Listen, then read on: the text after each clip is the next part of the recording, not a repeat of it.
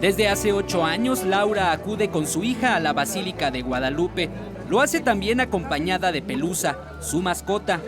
Porque ella es parte de la familia y es una tradición con mi niña. Desde que ella enfermó, yo le prometí que teníamos que venir cada año, hasta que ella poco a poco se iba a ir recuperando. Y gracias a Dios, mira, aquí estamos. Juntas viajaron desde Ixtapaluca, en el Estado de México, hasta el Templo Mariano en la alcaldía Gustavo A. Madero para pedir por su bienestar, pero también para que cuide a su mascota, a quien tanto quieren. Si ellos vieran que cuando yo llego de trabajar, ella es la primera que me recibe. 2, 3 de la mañana y esa hora ella está ahí. O me levanto al baño y ella es la primerita que va para afuera a acompañarme. Desafortunadamente, muchas mascotas no corren la misma suerte. Y es que decenas de ellas viajan junto a los peregrinos hasta la basílica.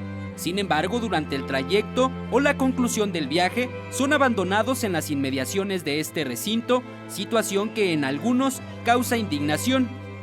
Porque es como si abandonaras a un hijo. Imagínense, si yo dejara a ella aquí, yo creo me muero.